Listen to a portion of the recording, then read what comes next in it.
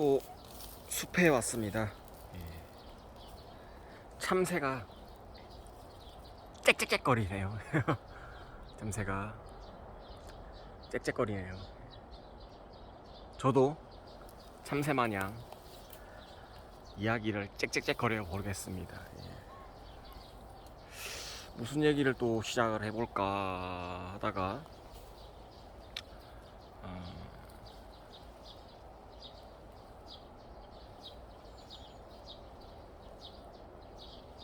편의점 배송 경기도 광명시에서 했던 거를 뭐 에피소드들 하나씩 풀어보겠습니다.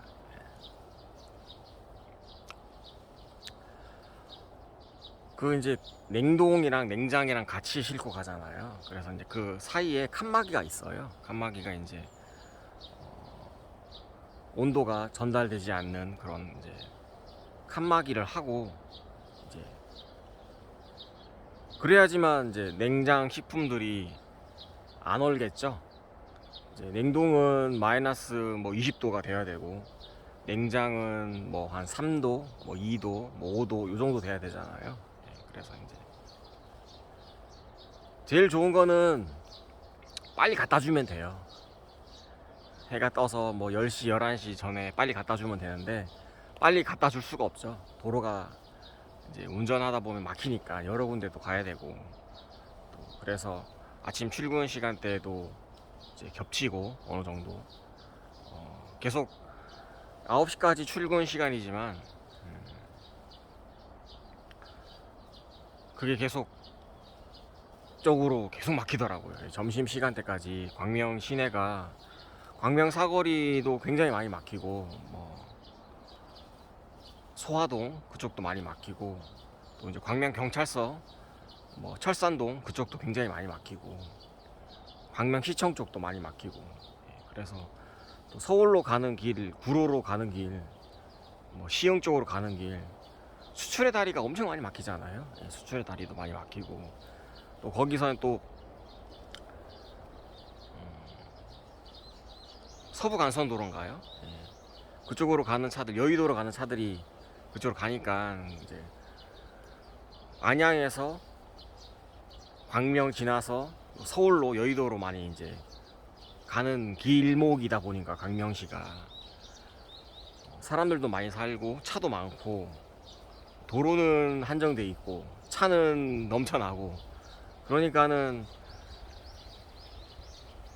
도로가 엄청 많이 막히죠. 차도 많고 또 신호등도 뭐 한 3번 4번 그렇게 지나서 가야 되고 신호 받아서 가야 되니까 그래서 그런 게 많이 이제 운전하는 게 그게 쉽지가 않았었죠. 그래서 또 주차할 때도 만만치 않으니까는 좀 멀찍하게 이제 대놓고 이제 물건들 실어 나르고 이제 한창 이제 아이스 커피, 아이스 컵 많이 이제 주문하실 때잖아요. 여름에 더우니까 낮에. 그래서 빨리 배송을 해야 되는데 이제 빨리 배송하지 않으면 왜냐면 또 30군데 정도 가야 되니까 또 문을 열었다 닫았다 열었다 닫았다 하면 30번 정도는 해야 되잖아요. 적어도. 그러니까 열 때 닫을 때 이제 바깥에 공기가 안으로 들어가면서 온도가 이제 올라가죠.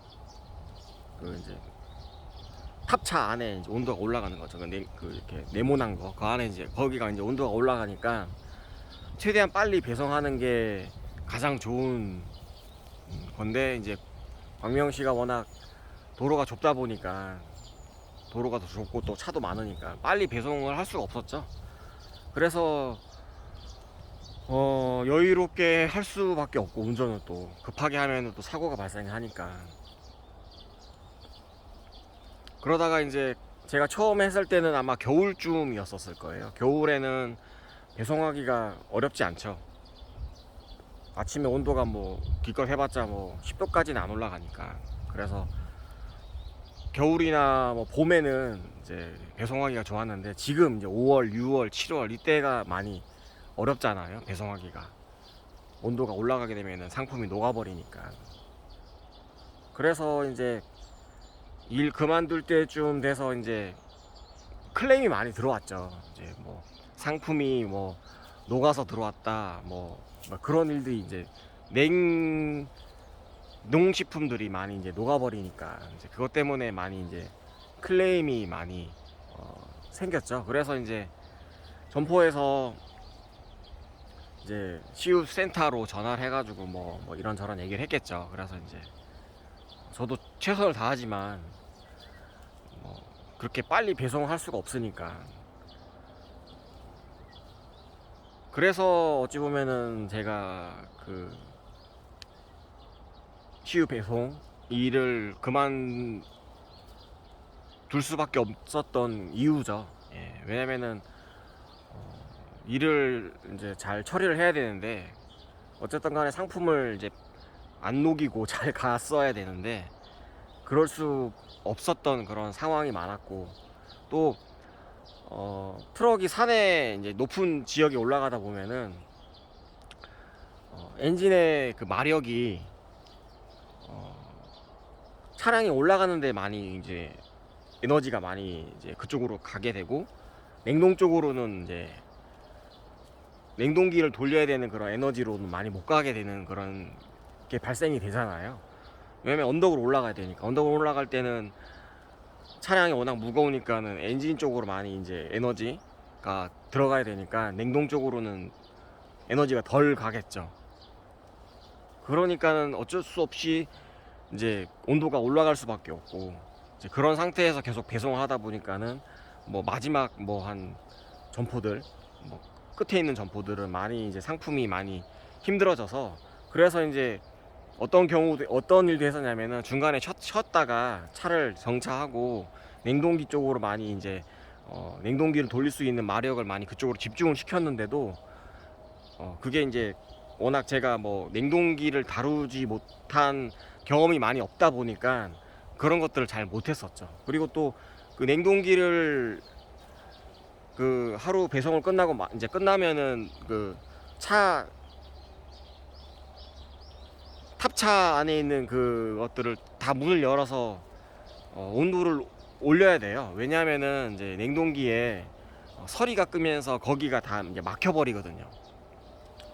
그러니까 그 수증기, 이제 물, 대기 중에 이제 물들이 이제 거기로 이제 응겨 붙으면서 냉동이 제대로 순환이 안 되는 거죠. 냉동기가 이제 안에 있는 공기를 순환시켜 가지고 이제 온도를 떨어뜨리는 건데, 공기 중에 아니 탑차 안에 이제 습기가 있으니까 그게 이제 냉동기에 엉겨 붙으면서 거기 이제 관을 막으면서 냉동기가 돌아가지 않는 그런 현상도 많이 일어나니까, 이제 일 끝나고 나면은 이제 건조를 시켜야 돼요. 온도를 높여서 물을 다 이제 건조를 시켜서 잘 닦고 뭐 걸레로도 닦고 이제 그렇게 했어야 되는데, 그렇게 해도 그게 잘 안 되더라고요. 그래서 뭐 이것저것 많이 해봤는데도 이제 그게 잘 제가 뭐 경험이 많이 없다 보니까 그것들을 잘 뭐 하지 못함으로 인해서 이제 클레임이 많이 발생하고, 또 그래서 저 이제 CU에서 더 이상 이제 저와 같이 일을 못 하겠다고 이제 통보가 와서 더 이상 일을 하지 못했었죠. 그러다가 이제 또 광명 쪽도 일을 하다가 저쪽 시흥 쪽 정왕동 그쪽으로도 예, 배송을 했었죠. 오이도 뭐 그쪽으로도 배송을 했었었죠. 예, 거기 이제 시흥시 정왕동 뭐 거기도 이제 많이 점포가 많잖아요. CU. 그래서 오이도 쪽도 가보고 배송하게 되면서 또 그런 데도 가봤죠. 오이도도 가보고 또 정왕동 그쪽도 가보고.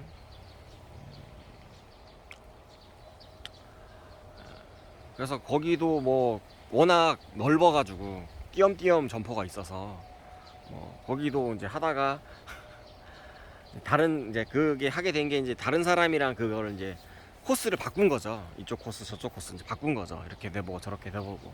그러다가 이제 그렇게 하게 된 계기는, 원래 이제 시흥에 배송하시는 분이 너무 힘들다고 이제 저와 바꾸자고 하시더라고요, 코스를.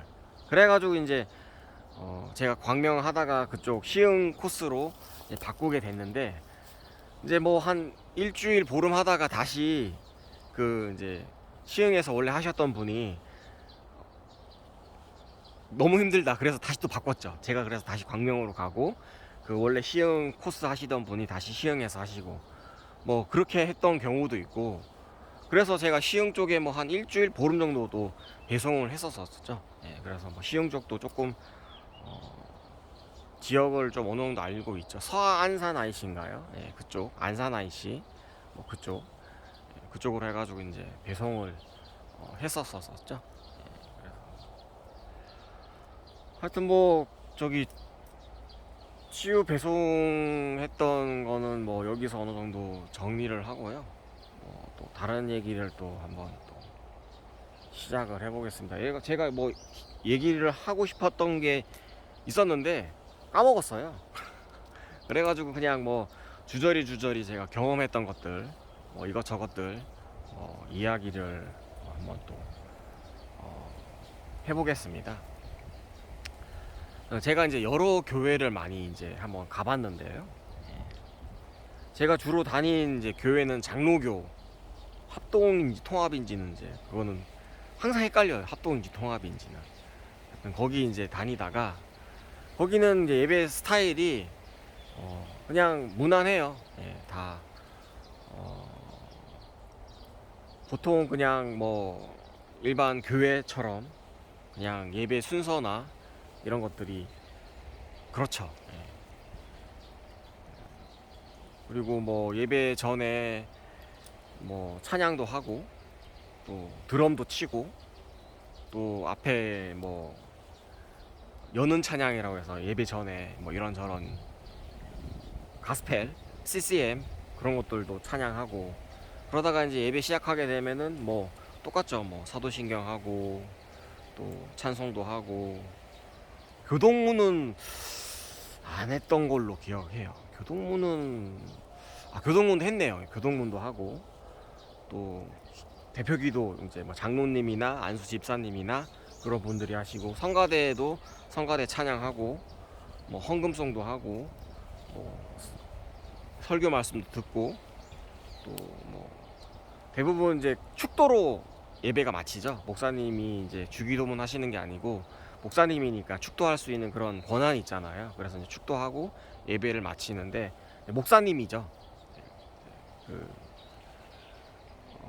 장로교는 이제 목사님이 계셨고, 그리고 이제 여자분들은 대부분 다 권사님들이시고, 남자분들은 뭐 장로님 아니면 안수 집사 아니면은 집사, 뭐 서리 집사 뭐 이런 식으로 이제 그렇게 이제 짜여져 있죠. 여자분이 장로가 되는 경우는 보질 못했었어요, 거기서는.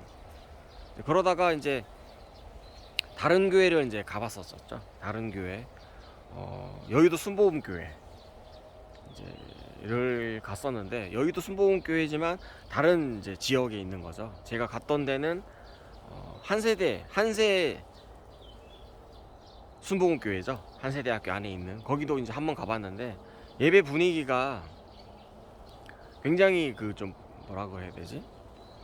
찬양도 많이 하고, 조금 이제 영성이라고 해야 되나?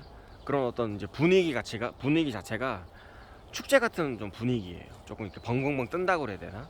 찬양도 많이 하고, 막 그런 기도도 많이 하고, 또 뭐 그런 분위기더라고요. 예, 그런 분위기였고, 또 제가 간 곳이 어딘지 모르겠는데, 그게 무슨 교회인지는 잘 모르겠는데, 어느 쪽인지는 잘 모르겠는데, 목사님이라고 하지 않고 감독님이라고 하더라고요. 감독님. 그래서 좀 특이하더라고요. 야구 감독도 아니고 축구 감독도 아니고 목사님을 감독님이라고 하더라고요. 감리교인가요, 그러면? 하여튼 뭐 그렇게 하시더라고요. 그래서 뭐 예배가 약간 달라요. 장로교회 예배만 제가 드리다가 감리가 아니고 감독님이 거기 이제 목사님으로 이제 하시는 그런 교회에 갔었는데, 예배 분위기가 약간 이제 장로교랑 약간 다르더라고요. 그래서 뭐 한 번인가 이렇게 들어봤었거든요. 그래서 그런 곳에서도 예배 드려봤고, 또 이제 고신이 대부분 이제 경상남도 쪽에 많아요. 고신, 경상북도도 고신이 많고, 고신 쪽에서 예배를 드려봤는데, 고신은 굉장히 이제 예배 자체를 이제 홀리, 거룩하게 예배를 드리는 성향이 많죠. 그래서 예배 전에 이제 찬양도 대부분 이제 찬송가에서 많이 하고, CCM은 거의 하지 않고요. 드럼도 뭐 거의 뭐 없고요. 그러니까는 이제 최근에 이제 가보니까 드럼도 치고 막 이렇게 그런 어떤 이제 예배 전에 이렇게 예배 전 여는 찬양들을 하더라고. 근데 이제 그것들을 많이 하지 않은 상태에서 그런 걸 하니까는 약간 이제 그런 분위기가 조금 이렇게 되지 않더라고요. 그래서 이제 조금 시도는 하는 그런 것들이 보이더라고요. 그리고 대신에 이제 똑같고요. 뭐 성가대도 있고 다 있고요. 뭐 교동문도 하고 뭐 이렇게 뭐 무슨 뭐 이런저런 것들 많이 이제 적용해가지고 많이 하시더라고요. 그런데 이제 고신 측 교회 자체가 솔직히 이제 설교를 들으면 졸려요. 굉장히 졸려요. 목사님들도 굉장히 뭐 이렇게 이제 그런 내용이 좀 많이 그런 설교를 많이 하셔가지고 하여튼 뭐 어쨌든 간에 이제 예배는 거룩하게 드려야 되는 그런 분위기 자체가 있으니까, 어찌 보면 그런 고신 측에서 어떤 추구하는 그런 예배 분위기가 있으니까 이제 그런 분위기인 게 많더라고요. 그리고 또 전라도 쪽에서도 제가 한 두세 번 정도 예배를 작년에 제가 여행하면서 예배를 드려봤었는데,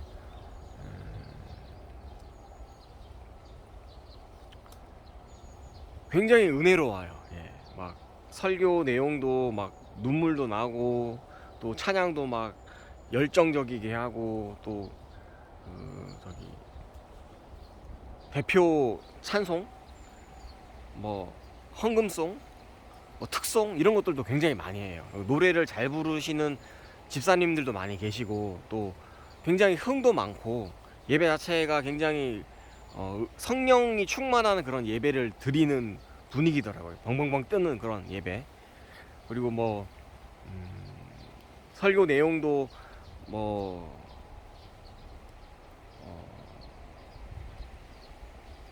거룩한 것이랑은 조금 이제 좀 이렇게 조금 그렇지만, 어쨌든 간에 그 성도들을 이제 성령 충만함을 받게 하려고 어떤 그런 이제 예수 그리스도의 사랑을 이렇게 좀 이렇게 활기차게 그 일주일 동안 이제 사회생활 하다가 교회 와서는 조금 마음 편하게 찬송도 하고 막 서로 뭐 이렇게 좀 일주일간의 어떤 스트레스를 다 해소할 정도의 어떤 뭐 찬송도 굉장히 은혜롭게 막 열정적이게 막 부르고, 목소리 높여 찬양하는 거죠. 막 목소리 높여 찬양하고, 또 굉장히 분위기가 막 이렇게 잔치 분위기고, 또 예배 자체가 살아있는 것 같은 살아있는 그런 예배를 드리시더라고요. 그래서 전라남도 쪽에서도 제가 예배를 드려보고, 전라북도 쪽에서도 예배를 드려봤는데 똑같아요. 전라도는 예배 자체가 굉장히 이렇게 살아있는 예배, 조금 이렇게 막 으쌰으쌰하는 예배, 또 뭐 북적북적하는 예배, 그런 어떤 뭐 이렇게 그런 예배를 드리시더라고요. 그래서 제가 항상 뭐 조금 장로교회 쪽에서 예배 드리다가 이제 그런 데서 예배 드리니까 예배 자체가 약간 좀 졸리질 않죠. 이게 계속 1시간이든 1시간 정도 예배 드리는데 1시간 동안 계속 막 에너지를 많이 다 소모해 버리니까, 그래서 뭐 예배 드리고 나면은 개운한 느낌이 들더라고요. 전라도 쪽에서 예배 드리니까 개운하고 시원하고 뭐 그렇게 예배를 드리는 그래서 굉장히 뭐 전라도 쪽 교회 예배 드리는 것도 굉장히 좋고, 또 뭐 장로교에서 예배 드리는 것도 좋고, 또 제가 또 성서교회인가요? 성서 침례교회인가요? 그런 데서도 예배를 드려봤었네요. 무슨 판지는 잘 모르겠. 침례교인가요? 네, 하여튼 뭐 거기서는 뭐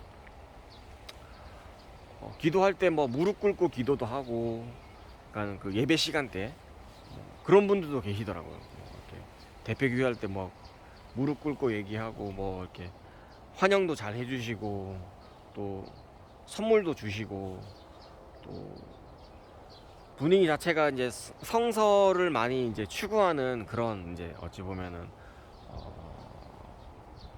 성경에 더 많이 집중하는 그런 이제 교회 분위기이더라고요. 그래서 성경 공부도 열심히 하고, 또 분위기 자체도 좀 살아있는 그런 어떤 접목을 많이 한 거죠. 성서 쪽도 많이 다루면서 뭐 성도들의 어떤 그런 신앙을 많이 이제 케어할 수 있는 그런 이제 분위기를 많이 조성을 해서 이제 예배 자체를 굉장히 좀 이제 다이나믹하게, 그렇게 하는 성향도 있더라고요. 그리고 또 이제 제가 또 얘기할 게, 제가 이제 기도원에 가서 이제 그 성령님,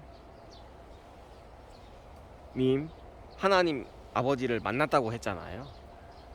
근데 그게 이제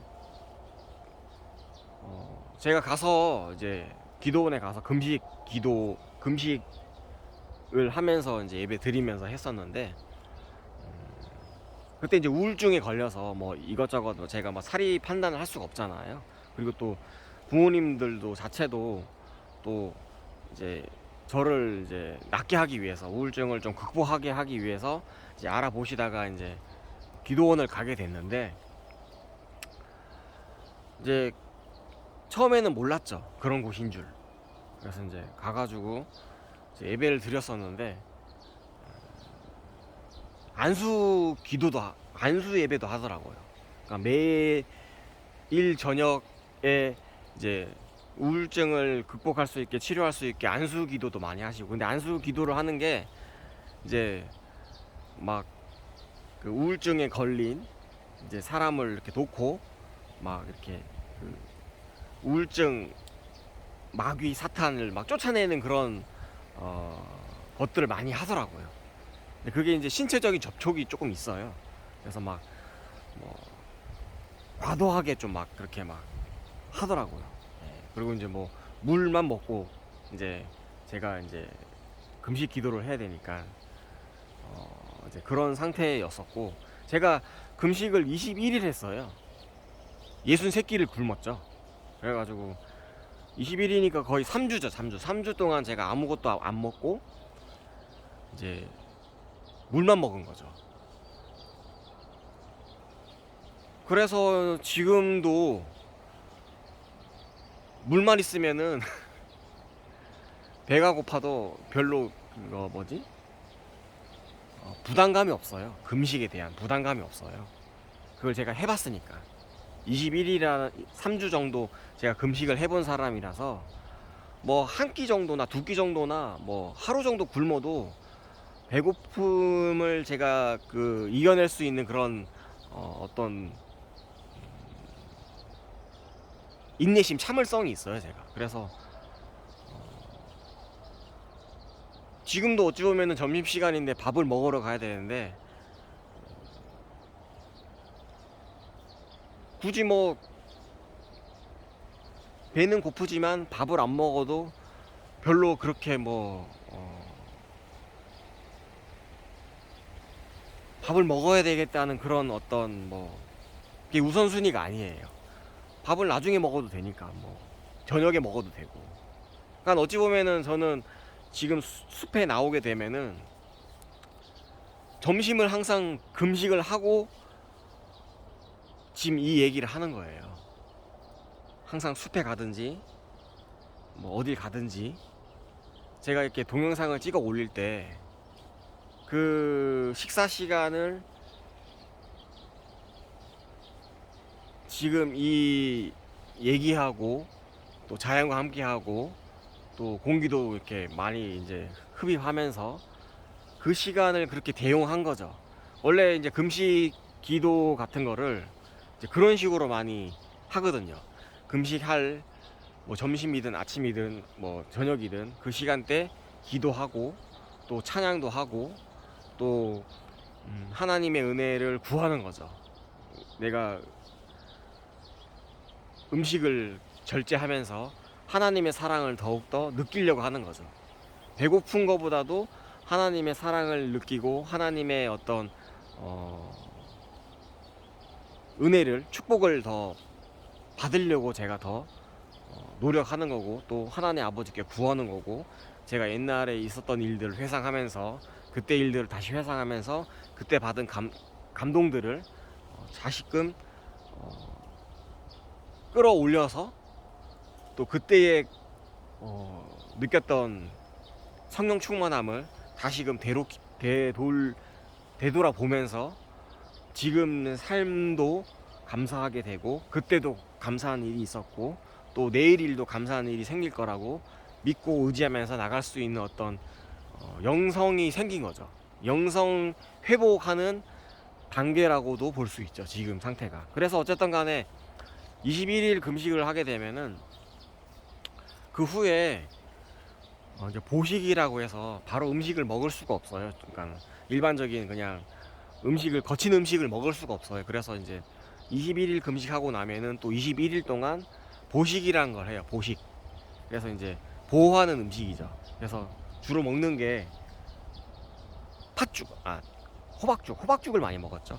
호박죽을 이제 끓여가지고 이제 부담스럽지 않은 호박죽을 먹고 이제 20일 총 어찌 보면은 이제 그 식사를 절제하는 이제 그런 훈련을 한 게 총 42일을 한 거죠. 어찌 보면은 42일 동안 이제 그 금식을 하면서 하나님의 사랑을 제가 더욱더 느끼려고 했던 계기로 인해서 제가 금식하기 전에는 제가 저를 사랑하지 않았지만 금식하고 고난을 겪고 나서 이제 하나님이 저를 사랑한다는 것들을 다시금 깨우치고 회복하게 되고 그때의 일로 인해서 완전히 제 인생이 어찌 보면 터닝 포인트가 된 거죠. 터닝 포인트가 되면서 제가 저를 더 알게 되고 저를 더 사랑하게 되고 저를 더 많이 삶이 풍부해졌죠. 그 42일 동안의 투자를 한 것에 비하면은 제가 더 많은 것들을 절제하고 자제하는 것들을 많이 배웠으니까. 그 한창 젊을 때 제가 거의 20대 후반, 30대 초반 요때 이제 그것들을 했으니까. 그래서 그때 많이 제가 정신적으로 많이 회복이 됐죠. 근데 원래 거기가 어떤 곳이었냐면은 교회 자체가 원래는 그러니까 제가 생각할 때 얘기하는 거, 제가 생각하는 것 원래는 정상적인 그런 기도원이었는데 이제 기도원 자체에서 어느 정도 뭐 이제 세월이 지나다 보니까 약간 이제 변질이 됐어요. 그러면서 이제 이제 우울증 치료의 목적으로 제가 거기 갔지만은 그것들이 이제 보여지는 거예요.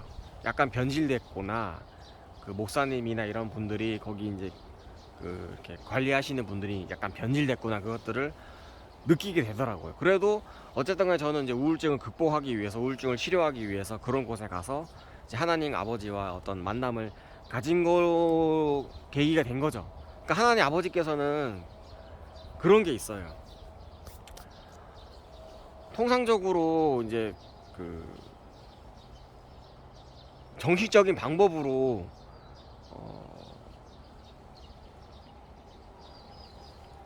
교회 생활하고 기도원 생활을 해야 되는데 약간 이단적인 분위기가 있는 곳에서 저를 그렇게 하나님 아버지를 만나게 한 것도 어찌 보면은 시야가 많이 넓어졌다고 생각을 해요. 그렇다고 해서 이단을 제가 옹호하거나 좋다고 추천하는 건 아니에요. 이단은 가면 안 되는 곳이에요. 왜냐면은 처음은 비슷하지만 끝이 다르기 때문에 이단으로 가면은 본인의 신앙이 망가지고 인생이 망가져요. 그렇기 때문에 통상적으로 지금 우리 대한예수교에서 통상적으로 어느 정도 이단이라고 어느 정도 여겨지는 곳에는 가지 않는 게 좋아요. 그러나 이제 저는 이제 몰라서 간 거잖아요. 알고 가는 것이 아니라 몰라서 갔는데 거기서 이제 제가 다시 나오게 된 거잖아요. 어찌 보면은. 그래서 하나님 아버지께서는, 결론은 하나님 아버지께서는 어떠한 방법으로든 저를 위해서 모든 것들을 다 사용하신다는 거예요. 심지어 이단일지라도 제가 그곳에 가서 구별하는 법이 생겼죠. 영적으로, 성령적으로. 이건 아니고 저건 이거고. 그게 이제 보이는 거죠. 그 계기로 인해서. 그래서 저에 대한 신앙이 더 확고해지는 거고, 제가 이단에 가서 거기 기도원 생활을 했지만 제가 다시 그것을 알고 제가 돌아왔잖아요. 어쨌든 간에 그곳에 빠지지 않고. 그래서 저는 이제 지금 이단들이 많이 있잖아요. 흔히 말하는 통일교, 뭐 여호와의 증인, 신천지,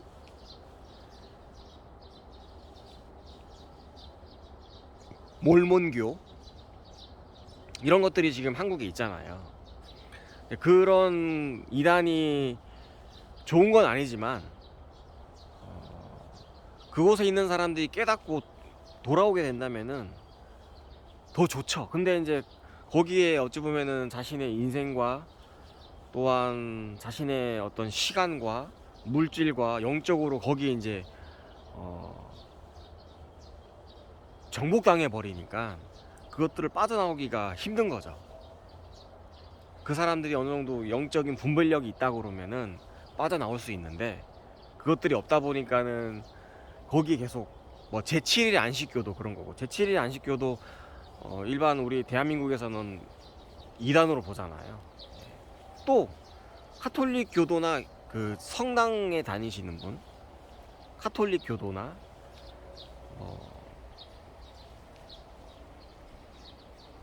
흔히들 이제 저기 성당에 다니시는 분들도 거기도 이단이죠.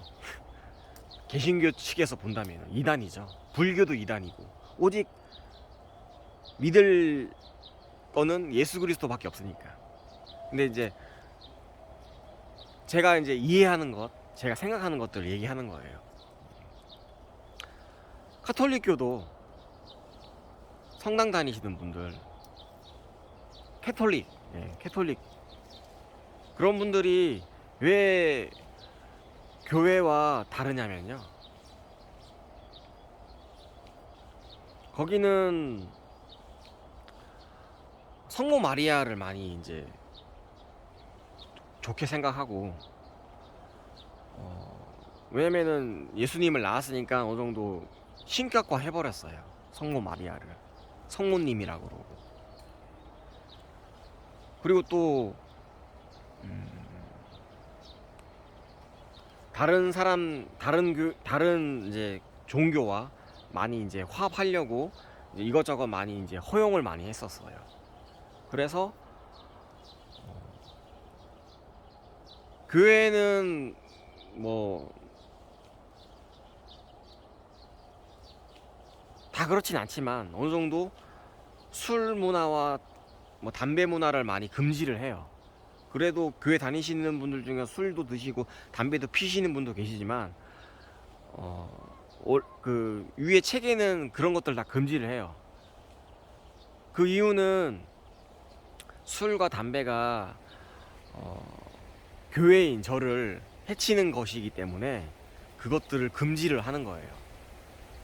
교회가 나니까, 내가 교회니까, 내 몸이 성전이니까 내 성전을 잘 거룩하게 지켜야 되기 위해서 술과 담배, 음란한 것들을 다 금해요. 어느 정도는. 그러나 교회에 다니시는 분들 중에서도 음란하거나 또 술 문화를 하거나 담배 피우시는 분도 계시지만 교회 자체적으로는 그런 것들을 다 금지를 해요. 근데 카톨릭이나 저기 성당 다니시는 분들은 그런 것이 없어요. 술 해도 성당 다닐 수 있고, 담배를 펴도 성당에 다닐 수 있고, 그것들이 어느 정도 허용이 된단 말이에요. 그런 것들도 조금 개신교랑 좀 다르죠. 조금 이렇게 자유스러운 거죠. 그쪽 분야에서는. 그러나 교회에서는, 개신교에서는 술과 담배를 금지를 하는 게 기본적인 어느 정도 그 룰이죠. 그러나 알게 모르게 다 술하고 담배 피시는 분들도 교회 다니시는 분들 꽤 많아요. 집사님들도 그렇고, 뭐 안수 집사님들도 그렇고, 사회생활 하다 보면은 또 술 문화도 있고, 그것들을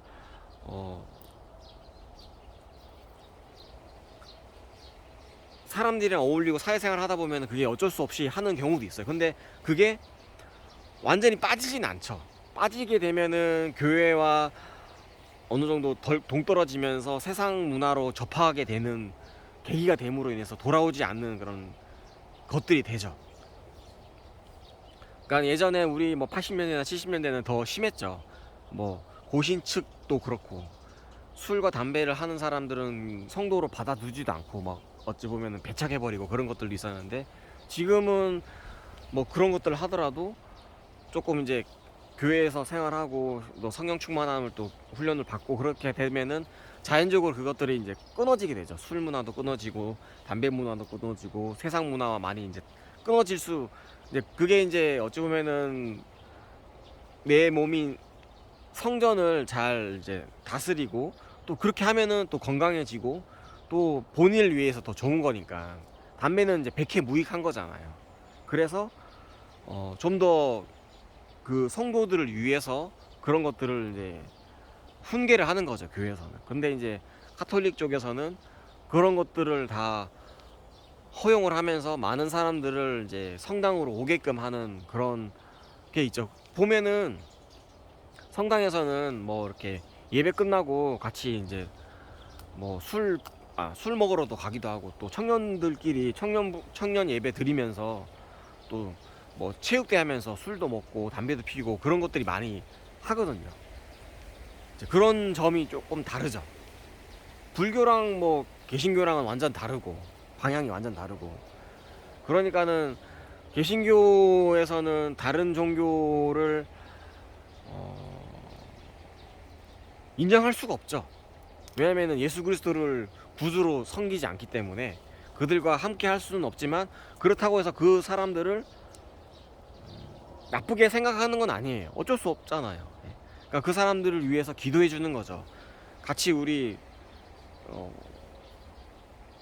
포교 활동을 하는 거죠. 어찌 보면 그쪽은 불교나 뭐 카톨릭 신자들을 우리 개신교 신자로, 성도로는 환영을 합니다. 예, 환영을 해요. 왜냐면은 그분들이 안타까운 거예요. 저희는 그곳에 진리가 없기 때문에, 그곳에 자유가 없기 때문에. 불교나 카톨릭에 자유가 없어요. 그곳에는 진정한 진리가 없어요. 오직 예수 그리스도, 오직 교회 안에서 성도들이 교제할 때 그런 것들이 있죠. 근데 교회 안에도 이런 사람도 있고 저런 사람도 있고, 신앙이 좋은 사람도 있고 신앙이 뭐 이렇게 안 좋은 사람도 있고, 교회 안에서 어떤 뭐 이런저런 것들을 활동하는 분들이 계시기 때문에, 교회 안에 있는 사람들 중에서 전부 다 신앙이 충만하고 성령 충만한 사람들이 모여 있는 곳은 아니에요. 그 안에서도 뭐 이런 사람도 있고 저런 사람도 있고 뭐 여러 부류가 많죠. 그렇기 때문에 일반 사람들, 세상 사람들이나 무교인 사람들이 이제 교회에 있는 사람들, 교인들을 볼 때 비난을 할 수밖에 없죠. 왜냐면은 다 성령 충만한 사람들이 아니니까. 다 부족한 사람들이 모인 곳이 교회이니까. 근데 이제 무교나 교회 다니지 않는 사람들이 이제 교회 사람들, 성도들, 집사님들, 안수 집사님들을 바라볼 때 저런 사람들도 교회 다니는데 교회는 다 뭐 썩었다, 교회는 다 뭐 다 거짓말이다, 그렇게 말씀하시는데 다 성령 충만하지 않죠. 뭐 100%다 뭐 완벽한 크리스찬들이 없어요. 거기서 배우고, 부족하지만 또 배우고 좀 더 이제 좋아지려고 노력하는 거고, 그런 사람들이 모인 곳이 교회인 거예요. 그래서 세상 사람들이 우리 크리스찬들을 볼 때 비난을 많이 할 수밖에 없어요. 그거는 당연한 거예요. 왜냐면 우리가 완벽하지 않기 때문에. 완벽하신 분은 오직 예수 그리스도 한 분밖에 없어요. 또 제가 얘기하는 거는 다른 주제로, 제가 이거 얘기하려고 했는데 기억이 이제 났어요. 저는 저를 안 믿어요. 저 자신을 안 믿어요. 왜냐면 저는 사람이니까 마음이 항상 변해요. 아침에도 아침 마음이 점심 마음이 저녁까지 안 가요. 항상 마음이 바뀌거든요. 또 이 상황에서는 이렇게 행동하기도 하고, 또 저 상황에서 저렇게 행동하기도 하고, 또 제가 말을 했다가 또 번복하기도 하고, 실수도 하고. 그렇기 때문에 다른 사람이 저를 믿게끔 하려는 노력은 하죠. 그러나 애초부터 저는 저를 안 믿어요. 제가 저를 안 믿어요. 그 말인즉슨 저와 가까이 있는 분들, 뭐 친척이나 심지어 아버지, 어머니, 뭐 제 동생들이나 이런 사람들 안 믿어요. 제가 저를 안 믿는데 다른 사람을 믿겠습니까? 절대 안 믿죠. 제가 믿는 분이 딱 한 분 있는데, 제가 믿는 분은 오직 예수 그리스도만 제가 믿어요. 하나님 아버지만 믿어요. 세상에는 믿을 존재가 한 명도 없어요. 사람은 믿을 수 없는 존재들이에요. 근데 사람 중에 딱 한 사람, 예수 그리스도만, 저는 그 예수 그리스도만 믿어요. 사람으로 오신 하나님께서 직접 우리를 사랑하셔서 육체의 몸을 입고 오신 예수님, 예수 그리스도, 그 한 분만 제가 믿고 다른 사람을 안 믿어요. 그래서 처음에 뭐 다른 사람 만날 때 의심하지는 않지만 완전히 혹하는 그런 신뢰를 저는 이렇게 사람과 어느 정도 하진 않죠. 그렇다고 해서 너무 뭐 배척하는 것도 없어요. 어느 정도 마음의 문은 열려 있지만 그 사람이 저와 어느 정도 인간관계 맺음으로 인해서 서로 알아가지만 오픈할 건 제가 오픈도 해요. 그러나 전적으로 그 사람은 저는 믿지 않아요. 왜냐면 사람의 마음이 지금과 나중에 뭐 올해와 2023년도가 다르기 때문에 이번 달은 이렇게 행동해도 다음 달은 또 바뀌잖아요. 사람의 마음이, 사람의 행동이, 사람의 생각이 자유의지가 있기 때문에 계속 변하잖아요. 그렇기 때문에 다른 사람을 완전히 신뢰하지 않죠. 그래서 더욱더 저를 더 알게 되고, 또 다른 사람과 이런저런 이제 주고받을 때 선이 있는 거예요. 더 넘어가지도 않고, 그 사람이 넘어오더라도 제가 받아주지도 않고, 그러다가 세월이 점점 흘러가다가 진정한 친구를 이제 오픈화 하다 보면 어느 정도 다 서로 오픈하게 되잖아요. 그렇다고 해도 사람은 변하기 때문에 완전히 다 안 믿죠.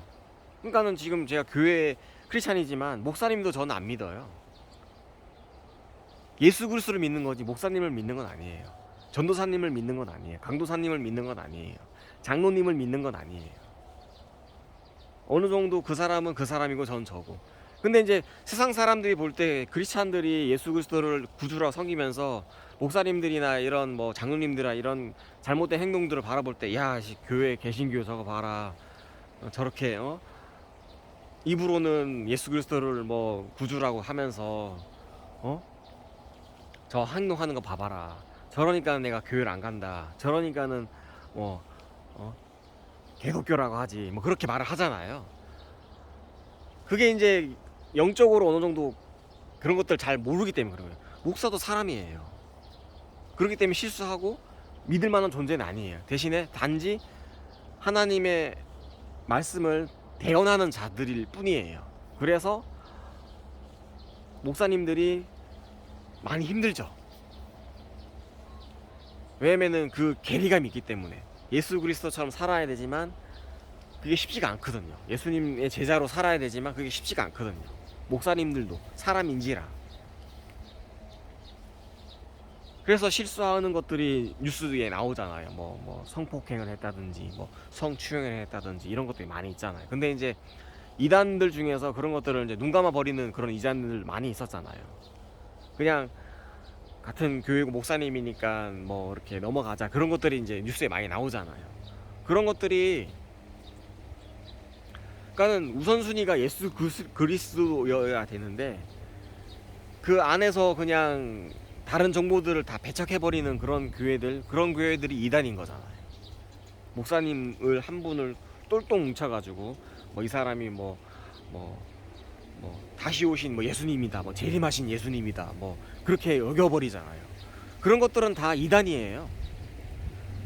언젠간 오시지만 지금 오신 건 아니거든요. 이제 그것들을 이제 사람들을 마음을 현혹하여서 호도해서 사람들 마음을 속여서 자신의 어떤 이제 일상생활을, 현재 생활을 이제 잘 살라고 이제 이용하는 거죠. 다른 사람들을, 이제 무지한 사람들을, 성령 충만하지 않은 사람들을 이용하는 곳이 이단이라고 볼 수 있죠. 또 이제 얘기하면서 또 기억이 났는데, 그런 교회도 있더라고요. 이건 제 생각이에요. 제가 어느 교회 갔는데 제가 느끼는 걸 얘기하는 거예요. 어떤 교회 갔는데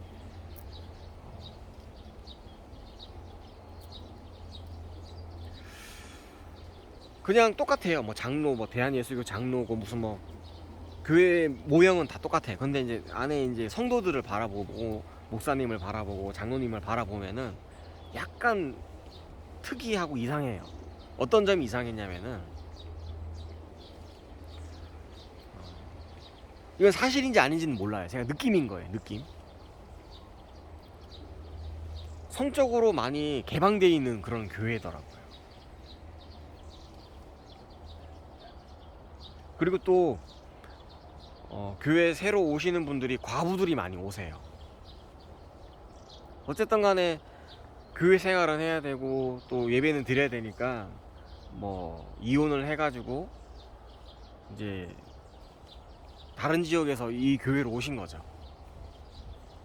왜냐면은 일반 교회에서는 이혼했다 그러면은 이제 시선이 많으니까 이제 이런 교회를 찾아서 온 거죠. 그래서 교인들이 조금 이제 성적으로 많이 개방돼 있어요. 그래서 조금 목사님들도 좀 그렇고 장로님들도 그렇고 이제 그런 분들이 많이 모인 그런 교회를 갔었는데, 저는 이게 느낌이 오더라고요. 그런 느낌이. 근데 이건 제 생각일 수도 있고 제 느낌일 수도 있어요. 그거는 저만의 어떤 착각일 수도 있는데 그런 것들이 보이더라고요. 어쨌든 간에 그런 분들도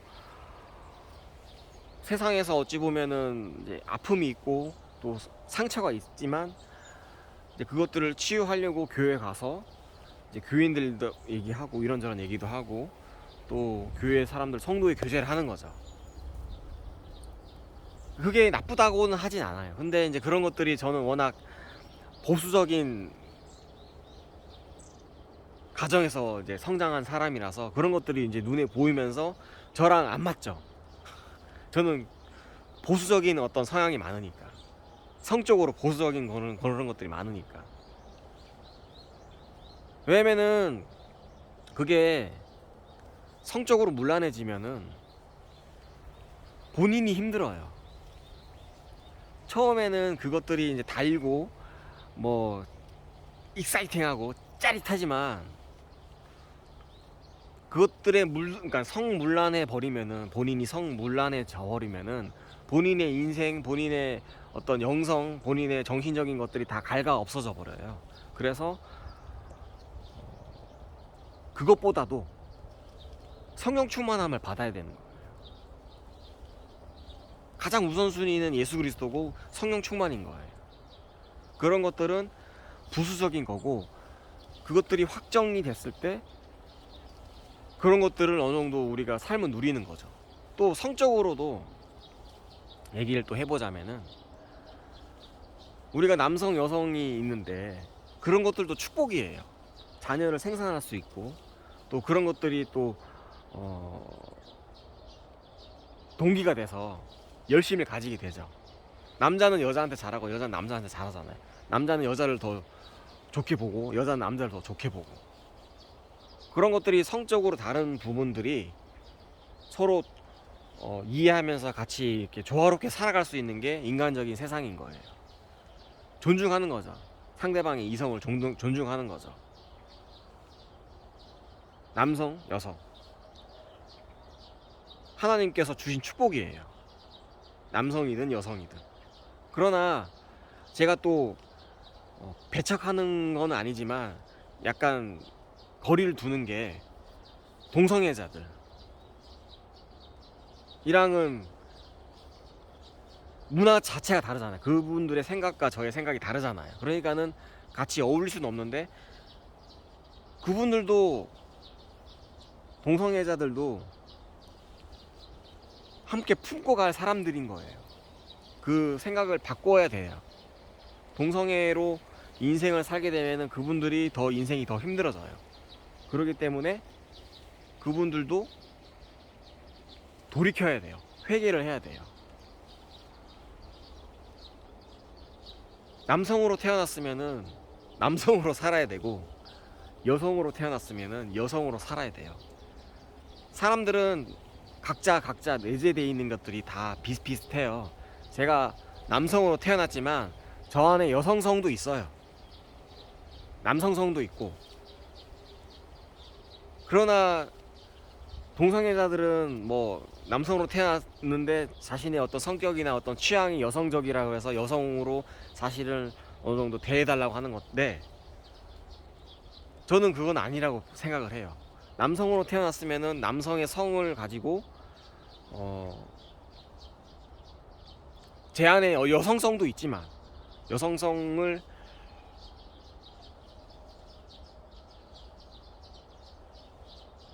하지 않고 남성으로 살아가야 되는 거죠. 여성도 그렇고, 여성 중에서 남성적인 어떤 그런 카리스마나 어떤 뭐 이런 것들 가지신 분들도 많이 계세요. 그러나 그분들은 몸이, 육체가 여성이기 때문에 여성으로 살아야 된다는 생각을 해요. 왜냐면은 그것들이 사회가 정립하지 않으면은, 그냥 다 오케이 개방적으로 해버리면은 그 자체가 무너지기 때문에, 하나님 아버지께서 만들어 주신 남성과 여성, 이것들을 우리가 잘 지키면서 살아가야만 사회가 좀 더 건전해지고, 또한 같이 남성과 여성이 조화롭게 잘 일을 서로 맞물려 가면서 살아갈 수 있다고 생각하거든. 남성의 어떤 남성성도 뭐 진취적이고 조금 더 도전적이고 이런 것들이 있고, 여성적인 부분도, 여성들도 뭐 이렇게 잘 케어하고 보듬어 주고, 또 여성적인 어떤 그런 어떤 부드러움도 있고, 또 사회를 좀 더 이렇게 정화할 수 있는 그런 분야가 있잖아, 여성분들도. 그러니까 여성적인 분야도 굉장히 존중받아야 될 그런 여성성이고, 남성들도 굉장히 존중받아야 될 그런 남성성이 있는 거예요. 그러니까 서로 존중을 해야 된다는 거죠. 그래서 저도 여성들을 존중하고, 남성들이 더 신체가 더 좋거든요. 여성들은 약간 부족한 부분이 있죠. 육체적으로, 체력적으로. 그런 것들을 이해하면서 서로 좀 배려도 하고, 서로 또 제가 할 수 있는 것, 제가 쉽게 할 수 있는 것들은 여성에게 이제 도와드리고, 여성들도 우리한테 도와주는 것들이 많이 있거든요, 은연중에. 그러니까 서로 그렇게 함으로써 사회가 잘 이게 조화롭게 돌아갈 수 있다고 저는 생각을 합니다.